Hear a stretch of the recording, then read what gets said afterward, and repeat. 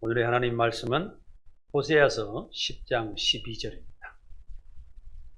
호세아서 10장 12절입니다. 다 같이 함께 큰 소리 읽겠습니다. 너희가 자기를 위하여 공의를 심고 인애를 거두라. 너희 묵은 땅을 기경하라. 지금이 곧 여호와를 찾을 때니 마침내 여호와께서 오사 공의를 비처럼 너희에게 내리시리라. 아멘. 나를 다스리는 자가 세상을 정복하고 다스리며 신앙에서 이길 수가 있습니다. 근데 우리가 나를 다스리지 못하면 내 주변 환경도 다스리지 못하고 가정도 또 내가 살아가는 그런 직장생활하는 그 직장에서도 성공할 수가 없습니다. 그래서 나를 얼마나 잘 컨트롤하면서 인생을 살아가느냐 하는 것은 굉장히 중요한 문제입니다. 우리 신앙도 하나님의 말씀을 듣고 나를 정복하고 다스리지 못한다고 그러면 결국에는 신앙이 무너지고 세상에서 원하는 그런 사탄의 세계에서 사단이 원하는 대로 세월 따라 바람 따라 세상의 흐름 따라서 살아가게 된다는 사실입니다. 그래서 오늘 말씀을 드리는 것은 마음을 경작하고 다스리라, 이런 제목으로 말씀드릴 때 여러분들께서 큰 은혜 받으시기 바랍니다. 사람 마음을 지키고 다스리는 것은 그리 쉽지가 않습니다. 또한 이것이 아주 중요합니다. 자기 마음을 지키며 행동을 다스릴 수 있는 사람은 의로운 사람이며 세상의 참 리더자가 될 수가 있는 것입니다. 나를 다스리지 못하면 결국에는 우상에 의지하고 또 점쟁이를 찾아다니고 그렇게 살아갈 수밖에 없습니다. 우리는 세상의 흐름 따라서 살아간다고 그러면 내 중심이 없을 때 갈대와 같이 좌로 우로 흔들리다가 결국에는 내가 어디로 가는지 모르고 살다가 잘못된 후에 눈물 콧물 짜면서 우리가 하나님 앞으로 다시 되돌아오는 경우도 많이 있다는 것입니다. 좋은 사람이 되려면 하나님의 말씀을 배우고 들으며 자신을 잘 가꿔야 됩니다. 그러면 그 영혼이 잘 되고 마음의 생명이 살아나서 내가 정말 참 잘하고 있다, 나는 이렇게 계속 살겠다, 하나님을 믿고 살아가는 것이 참 잘했다라고 이렇게 자신을 위로하면서 자신을 격려하면서 살아갈 수 있는 그런 위대한 삶을 살아갈 수가 있습니다. 잠언 4장 20절에서 23절을 함께 같이 읽어보겠습니다. 성경을 조금 파워포인트가 안 띄워준 것 같은데 제가 읽어드리겠습니다. 내 아들아, 내 말에 주의하며 나의 이르는 것에 내 귀를 기울이라. 그것을 내 눈에서 떠나게 말며 내 마음속에 지키라. 그것을 얻는 자에게 생명이 되며 그 온 육체의 건강이 됨이니라. 무릇 지킴하는 것보다 더욱 내 마음을 지키라. 생명의 근원이 이에서 남이지라. 생명의 근원이 마음에서 난다는 거죠. 그래서 우리가 마음을 잘못 먹이면은 결국에는 썩어지는 인생을 살아가서 죄를 짓고 살다가 지옥으로 갈 수밖에 없는데, 내 영혼이 잘 돼서, 내 영혼이 잘 되려고 하면 우리가 항상 좋은 것을 보는 것도 있고 좋은 것을 듣는 것도 있고 좋은 말씀을 읽는 것도 있습니다. 그래서 우리가 하나님의 말씀을 읽으면서 하나님의 세계를 바라볼 수 있는 그런 사람은 영혼이 아주 잘 갖춰집니다. 그 영혼이 잘 됨으로 인해서 그 마음의 형성이 잘 되고 그 마음을 가짐으로 인해서 내 생각이 발전하고 행동하게 되어서 내 삶에 나타난다는 사실입니다. 이래서 우리는 우리의 마음을 잘 가꿔야 하는 것입니다. 남을 미워한다든가 또한 세상적으로 살아가면서 헛된 것을 자꾸 바라보게 되면 그 영혼도 썩고 마음도 썩어서 결국에는 내 인생 전체가 썩을 수밖에 없는 것입니다. 예수님께서는 사람의 마음을 밭에 비유하면서 아무리 좋은 씨앗을 뿌려도 토양이 나쁜 밭은 좋은 열매를 맺을 수 없다고 말씀하셨습니다. 추운 겨울이 지나면 만물이 소생하는 따뜻한 봄이 오기 마련입니다. 봄은 겨울 내내 묶여둔 땅을 갈며 새로운 농사를 준비하고 씨앗을 뿌리는 계절입니다. 제가 이제는 지금 이 말씀을 드리는 것은 우리가 2월 말에 다가가고 있습니다만 3월달 초만 되시면 금방 푸르러서 3월달에 또 풀이 잡초 이런 것이 많이 돋아나는 것을 우리는 볼 수 있습니다. 그러기 전에 우리는 항상 마음을 준비해야 됩니다. 세상으로 나아갈 때도 내 자신이 잘못되기 전에 내가 하나님 말씀으로 무장하고 살아갈 때는 내가 그 모든 잡초적인 세상의 문제를 이기고 나아갈 수 있기 때문입니다. 봄이 다가오는 이러한 때에 우리의 마음도 새롭게 변화해서 풍성한 신앙과 열매를 맺기 위하여 하나님의 진리의 말씀으로 새롭게 변화되는 삶을 살아야 됩니다. 우리는 과연 밭을 경작하듯이 우리 마음을 변화시킬 수 있을까요? 오늘 저희는 마음을 어떻게 경작하고 또한 내가 변화시켜서 하나님의 말씀대로 살아갈 수 있을까 하는 이 말씀을 살펴보려고 합니다. 첫 번째로 고정된 과거 생각에서 우리는 벗어나야 됩니다. 현대 산업 발전 속도는 1000년 전에는 비해서 지금은 100배는 더 빨리 돌아가고 100년 전에 비해서는 10배는 빠르게 돌아가고 지금 10년 전에 비해서도 굉장히 지금 빠르게 가고 있습니다. 그래서 우리는 끝없는 경쟁 속에서 이 빠르게 돌아가는 이 세상을 경험하고 우리가 그 세상에 접목해서 같이 살아가야 되는데 내 자신이 노력하지 않고 내 자신이 무장을 하지 않고 그냥 흐느적거리고 살아가게 된다면 결국에는 우리는 낙오자가 될 수밖에 없다는 것입니다. 그래서 우리는 정말 세상에 있는 지식도 열심히 쌓아가며 또 하나님 말씀을 더욱더 우리가 말씀 가운데 살아가면서 정신 바짝 차리고 살아가야 되는 시대에서 우리는 살아가고 있다는 것입니다. 우리는 환경과 문화의 급격한 변화 시대에 따라가지 못하면 결국에는 시대의 낙오자가 되고 맙니다. 성경의 바리새인들과 또한 유대인들도 율법의 고정관념에서 빠져 스스로 구원의 걸림돌이 되었다는 사실입니다. 한 번은 예수님께서 안식일에 병자를 고쳐주셨습니다. 그러니까 오늘 같은 주일날에 예수님께서 병자들을 고쳐주셨는데 유대의 율법에는 주일날은 아무것도 하지 말라고 그런 것입니다. 심지어는 걸음도 만보 이상 걷지 말라 이런 정도로 아주 강한 규약을 가지고 그들이 율법에 빠져 살아가고 있었습니다. 그러나 하나님께서는 우리 예수님께서는 생명을 살리는 일에는 때와 장소를 가리지 말아야 된다라고 성경에 종합적으로 말씀하고 있습니다. 마태복음 2장 27절에서 28절을 함께 읽도록 하겠습니다. 또 이르시되 안식일이 사람을 위하여 있는 것이요 사람이 안식일을 위하여 있는 것이 아니니 이러므로 인자는 안식일에도 주인이니라. 아멘. 이 말씀을 금방 우리가 해석하기가 쉽지 않으나 가장 간단하게 이야기하면 안식일에도 사람을 구하고 인간에게 잘되게 하는 일은 가리지 말고 계속해야 된다는 거예요.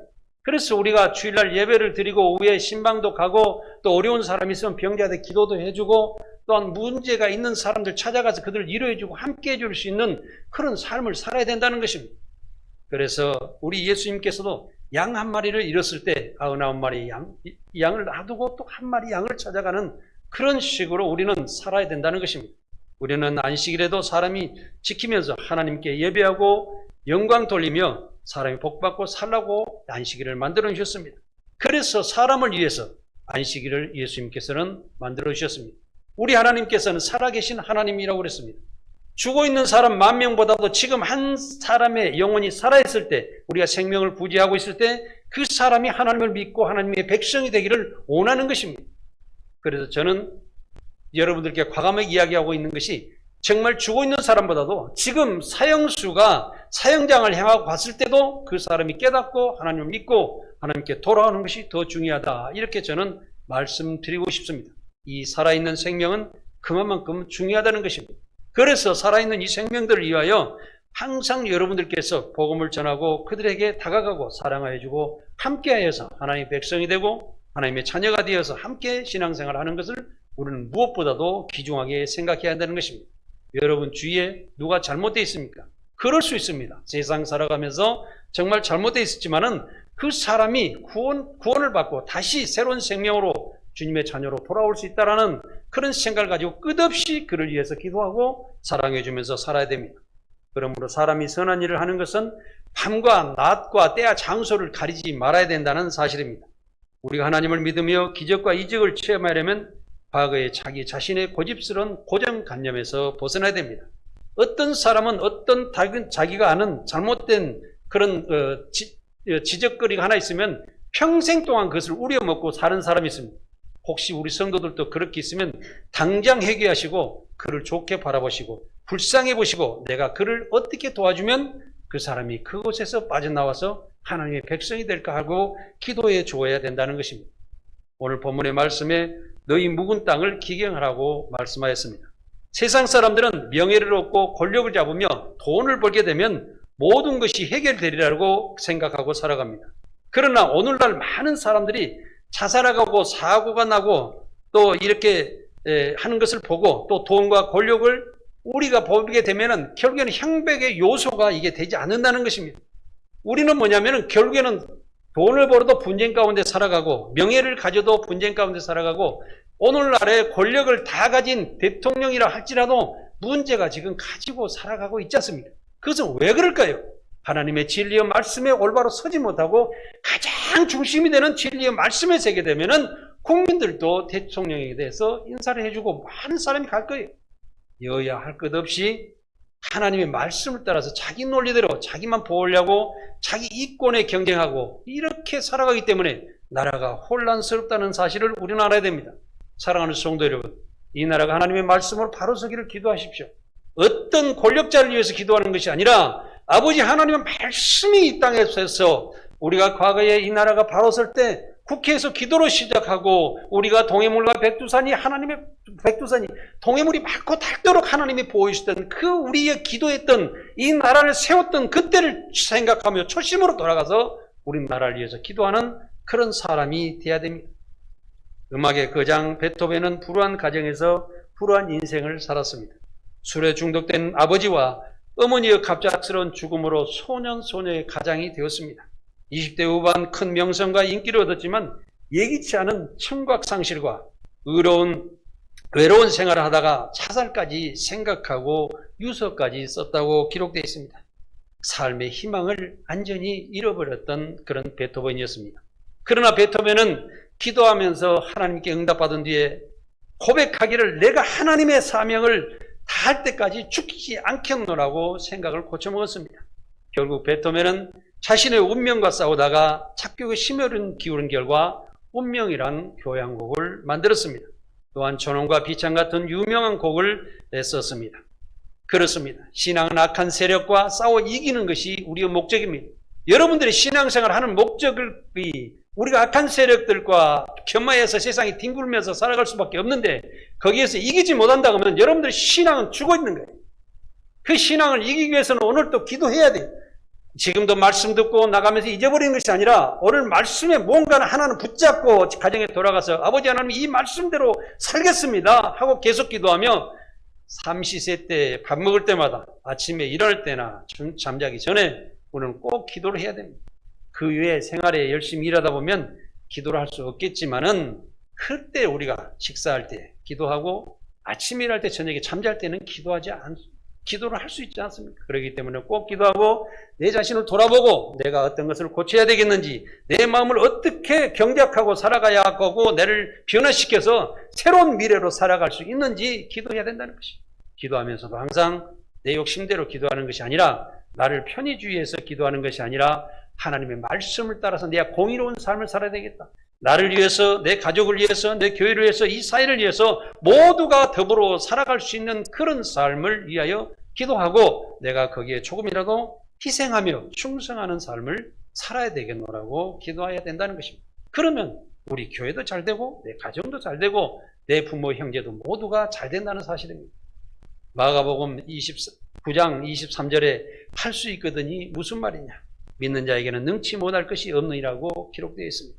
과거의 권념관념을 깨고 불신앙에서 믿음으로 하나님께 나와 구원받아야 한다는 사실입니다. 그러면 베토벤이 새 생명으로 살아가는 것처럼 우리도 새 생명으로 살아갈 수가 있는 것입니다. 두 번째는 강팍한 마음을 경작하여야 합니다. 예수님께서는 길바닥 같은 마음을 경작하여 옥토밭으로 만들라고 우리에게 이야기하고 계십니다. 누가복음 8장 12절을 함께 읽겠습니다. 길가에 있다는 것은 말씀은 들은 자니 이에 마귀가 가서 그들이 믿어 구원을 얻지 못하게 하려고 말씀을 그 마음에서 빼앗는 것이요. 네, 아멘. 우리가 바꾸어서 이 말씀을 말하면은 마음의 말씀이 살아있으면 마귀를 이길 수 있다는 것입니다. 그래서 여러분들께서 세상 살아갈 때도 어떤 분쟁이나 나오면 다툼이나 또 문제가 생길 때는 하나님의 말씀이 먼저 기억이 나야 돼요. 그러니까 어떤 경우도 이런 경우 있더라고요. 어떤 사람이 다투면 신앙생활하는데 신앙생활은 말씀은 다 버려버리고 막 싸우는데 또 말씀의 본질은 잃어버리고 너 왜 나한테 말을 함부로 하느냐 이런 식으로 싸우고 있는 사람들이 있어요. 그 도대체가 이게 뭐 하는 거냐 이게 도대체가. 그 싸우는 목적도 잊어버리고 이제 서로 감정만 가지고 싸우는 사람들이 있단 말이에요. 이것은 신앙인도 아니고 일반 사람이 지식이 있는 그런 윤리적인 사람도 아니에요. 완전히 짐승과 같은 그런 모습으로 싸우고 있다는 거예요. 사랑하는 성도 여러분, 우리는 내가 어디에 지금 존재하고 있는지 잘 돌아봐야 됩니다. 그래서 우리는 내가 목적도 없이 감정적으로 싸우고 있으면 빨리 목적을 알아야 되고, 목적을 알았다고 그러면은, 싸우는 목적을 알았다고 그러면 그 목적을 하나님의 말씀 가운데로 돌아서 다시 그 말씀에 합당하도록 해야 돼. 그래서 우리 주님 뭐냐면, 주 안에서 너희가 잘 되기를 간구나 너나, 이렇게 말씀하고 있지 않습니까? 항상 마지막에는 주 안에서 우리의 결론을 맺어야 된다는 거예요. 그렇게 되면은 이 나라나 이 사회나 우리 가정이나 교회가 항상 잘 될 것입니다.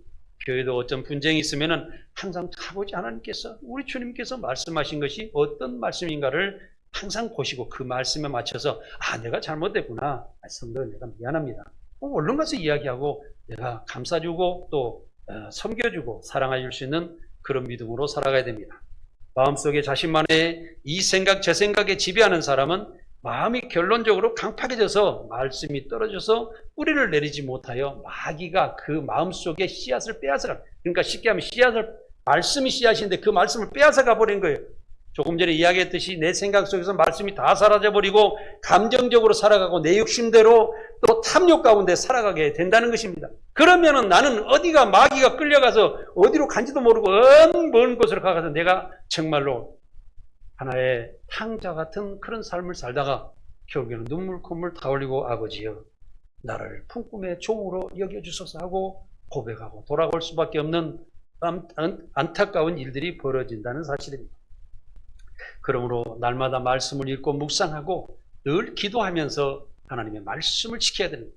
나를 지키려고 생각할 필요 없어요. 하나님 말씀을 지키면요, 나를 지키게 돼 있어요. 나를 지키게 되면은, 나를 경작하고 나를 다스리게 되면 결국에는 내 삶도 잘 되게 돼 있어요. 내 삶에 잘 되게 되면 결국에는 내 주변 사람도 나로 인해서 복받고 살게 돼 있는 거예요. 아브라함이 갈대아 우르를 떠나 가나안에 갔을 때, 하나님 말씀에 순종했을 때 하나님께서 모든 것을 보장해 주셔서 믿음의 조상이 되게 해 주셨지 않습니까? 우리는 그 말씀에 따라가는 것이 무엇보다도 중요하다는 사실입니다.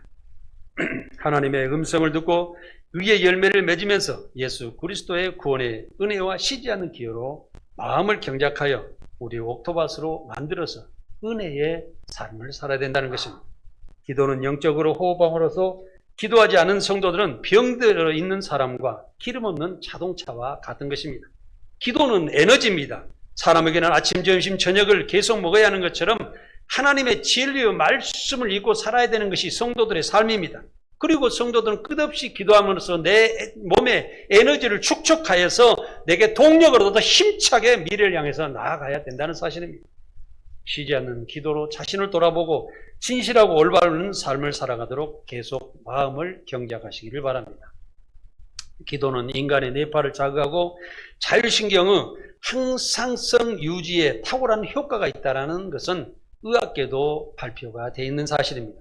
면역력 중대되어 각종 질병이나 스트레스를 물리치는데 기도만큼 강한 힘이 없습니다.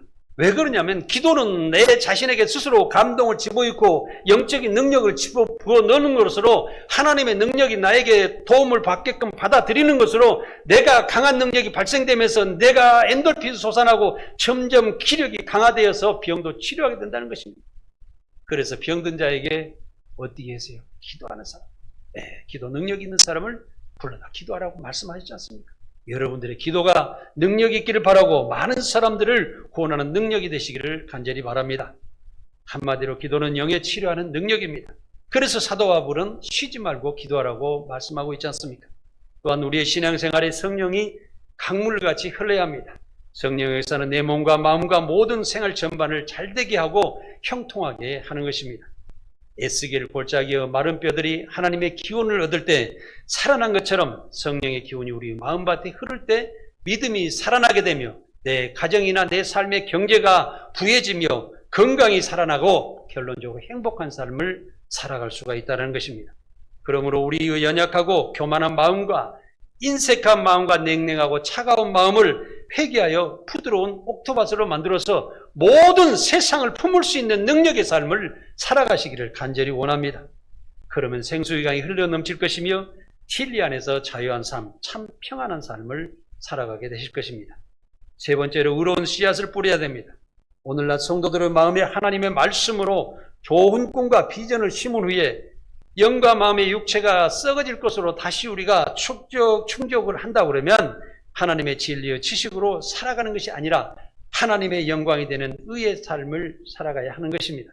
그래서 우리는 항상 성경적으로 오늘 또 말씀을 듣고 성경을 읽고 또 집에서 성경을 읽고 기도하면서도 늘 그것을 생각하면서 묵상하면서 내 가슴에서 사라지지 않도록 기도하면서 꼭 살아가시기 바랍니다. 그래서 우리는 말씀을 들은 후에 묵상하며 실천하면서 의로운 삶을 살함으로써 내가 다시 세상에서 우뚝 서며 빛의 삶을 살아가게 되는 것입니다. 이 말씀은 능력입니다. 이 말씀은 새로운 미래를 열어주시는 것입니다. 이 말씀은 우리의 지도자와 스승이 되는 것입니다. 사랑하는 성도 여러분, 세상의 만 명의 스승보다도 아버지 하나님 한 분을 모시고 살아가는 것이 정말 위대한 스승을 모시고 살아가는 것입니다. 우리는 아무도 세상적으로 우리 지도자가 필요 없습니다. 우리 아버지 하나님만 한 분만 모시고 산다고 그러면 우리는 완벽한 삶을 살 수가 있습니다. 세상을 정복하고 이기는 삶을 살아갈 수 있다는 말씀입니다. 오늘 본문 호세아에서 10장 12절을 다시 한번 읽겠습니다. 너희가 자기를 위하여 공의를 심고 인애를 거두라. 너희 묵은 땅을 기경하라. 지금이 곧 여호와를 찾을 때니 마침내 여호와께서 오사 공의를 비처럼 너희에게 내리시리라. 아멘. 성도는 세상에서 세상 사람들이 중요하게 생각하고 살아가는 향락과 탐욕을 갈아엎고 의롭고 선한 것을 심어서 의의 좋은 결실을 맺도록 우리는 경작해야 됩니다. 우리는 그래서 세상과 짜가지 말고 세상 것을 강하게 물리칠 수 있는 능력을 삶을 살아야 됩니다. 성도 여러분의 마음밭에는 하나님 나라의 씨앗이 뿌려져 있습니다. 그러나 한편으로는 우리가 거짓과 교만과 음란, 탐욕, 미움, 이기심적인 잡초가 무성하게 자라고 있지 않는지 지금 점검해 보시기 바랍니다. 항상 우리는 과감하게 물리쳐야 됩니다. 우리가 잡초를 제거하기 위하면 항상 기도하는 삶을 살아야 됩니다. 우리가 내 자신을 돌아봐야 됩니다. 그리고 변화를 가져와야 됩니다. 그래야만이 우리는 잡초를 제거할 수 있는 삶을 살아야 됩니다. 그러면 지금 즉시 마음을 밭을 갈아서 옥토밭으로 만들어야 한다는 사실입니다.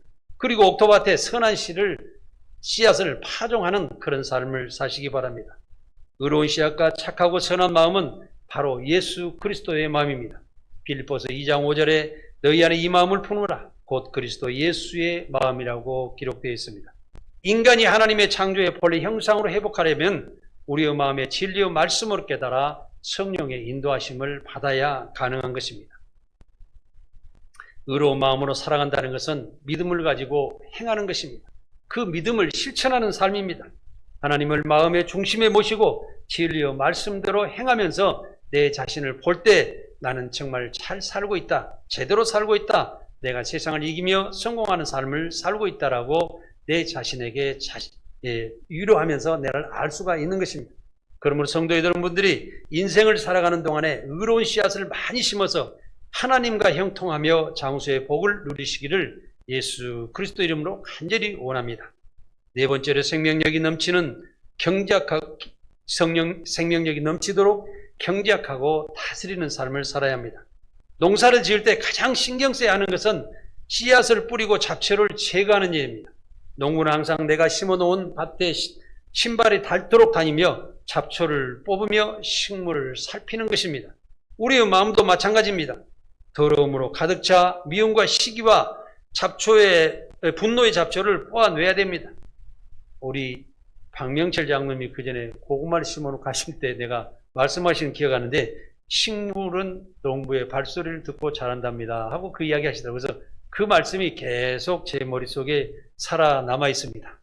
그래서 저도 열심히 시간 날 때 밭을 한번 돌아봐야 되겠다 생각하는데 우리 교인 중에 고구마를 심어놓고 잘 안 오신 분들이 있는데 그 잡초를 안 뽑으니까 거기에 결론적으로 고구마 수확도 작더라고요. 그런데 어떤 분은 열심히 하시면서 거기다가 다른 사람들을 몰래 거름까지 주시는 분이 있었어요. 근데 고구마를 상당히 많이 계시는 것을 저는 보았습니다. 그래서 우리는 정말 관심을 어디다 두고 살아가느냐에 따라서 우리는 더 농사가 잘 될 수도 있고 잘 안 될 수도 있습니다. 그래서 여러분들 내가 설교 시간에 농담 이야기를 하겠습니다만은 또 고구마를 올해 또 5월달에 심을 텐데 누가 잘하시는가 한번 제가 살펴보겠습니다. 오랜 시간 동안 우리가 단단히 뿌리고 내리기는 인본주의나 내 중심의 의지대로 살아가는 것은 그런 모든 것을 잡초를 뽑아내고 순종의 씨앗을 뿌리시기 바랍니다.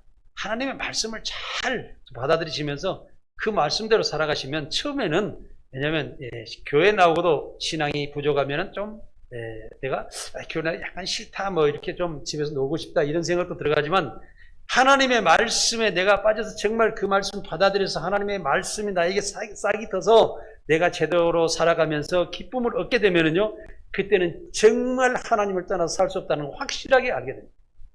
저도 그래서 인생을 살아가는 동안에 하나님을 믿고 사는 것이 내 인생에 얼마나 잘했는지, 내가 타종교에 빠지지 않고 또한 잘못된 길을 걸어가지 않고 하나님 말씀을 열심히 쫓아 살아가게 하신 아버지 하나님께 너무너무 감사하는 거예요.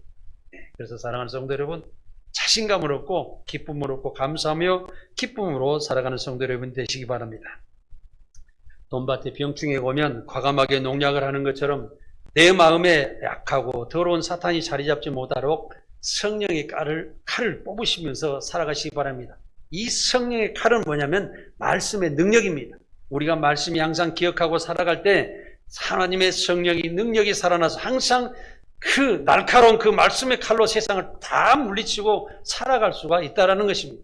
우리가 말씀이 살아있지 않으면 내가 약해서 점점 세상이 강한 것이 다가오면은 그냥 깨재재하고 꼬리를 내리게 됩니다. 그렇게 살아가시 마시기 바랍니다. 담대한 믿음으로 살아가는 성도 여러분이 되시기 바랍니다. 부정적이고 절망적인 사탄의 행패에 성령의 불을 놓아야 됩니다. 이렇게 마음을 새롭게 경작할 때 푸르고 왕성한 신앙이 성장하여 풍성한 신앙의 열매를 맺을 수 있을 것입니다. 지금은 아직 겨울이지만 우리는 따뜻한 봄을 꿈꾸며 대비해야 됩니다. 내 목적과 목표를 선한 삶에 두고 쉬지 않는 기도를 하면서 내 영혼이 잘 되는 강하고 담대한 삶을 살아가시라는 것입니다. 계속 기도하는 삶으로 세상을 이기시기 바랍니다. 예수님은 절망 속에서도 우리에게 범사에 잘 되기를 원하십니다. 요한 3서 1장 2절에 보면 사랑하는 자여 내 영혼이 잘됨과 같이 내가 범사에 잘되고 강건하기를 내가 간구하노라 하고 기록되어 있습니다. 우리 예수님은 사랑하는 성도들이 진리 안에서 잘 되시기를 원하고 기뻐하십니다. 십자가에서 승리하신 예수님은 우리에게 의의 삶을 주시고 사랑을 알게 하셨으며 은혜의 삶을 살게 하시고 우리가 그 안에서 살게 해주지 않습니까? 우리는 주 안에서 기쁨을 누리고 살아가는 것이 가장 소중합니다. 왜 그럴까요? 세상에 눈으로 보이고 손으로 만지고 내가 하는 모든 것들은 결론적으로 다 놓아야 된다는 사실입니다. 그러나 참 행복과 참 감사의 삶과 내 최고의 삶은 우리 주 예수 그리스도 안에 성령 안에서 우리가 의를 행하며 그 안에서 참 평안과 기쁨을 누리는 삶이라는 것입니다. 이것을 위하여 여러분들의 삶을 욕심도 가지고 있는 것도 투자하시기 바랍니다. 그러면서 모든 사람과 함께하며 하나님과 영광을 돌리며 우리 교회 얼마나 좋은 교회입니까? 저도 자꾸 좋은 교회로 만들어가려고 노력합니다만 성도 여러분들이 함께 동참하여서 함께 우리 교회가 세상에서 가장 제일 좋은 교회로 만들어가기를 힘쓰시기 바랍니다. 그러므로 우리는 과거의 모든 것을 청산하고 마음을 새롭게 하고 날마다 마음의 잡초를 뽑아내는 것을 우리는 생활로 우리 마음속으로 잡고 살아가시기를 간절히 원합니다. 나의 마음과 신앙생활을 잘 관리하여 영적으로 승리하시기 바랍니다. 항상 긍정적으로 사랑하여 의로운 마음으로 새롭게 주님께 나아가시기를 바랍니다. 사랑하는 성도의 마음에 주님께서 주시는 한없는 축복이 함께 하시기를 간절히 원하며 우리 교회 발전하고 또 우리 성도들 모든 삶 가운데 기쁨이 넘치며 행복이 넘치시기를 간절히 원합니다. 기도하겠습니다.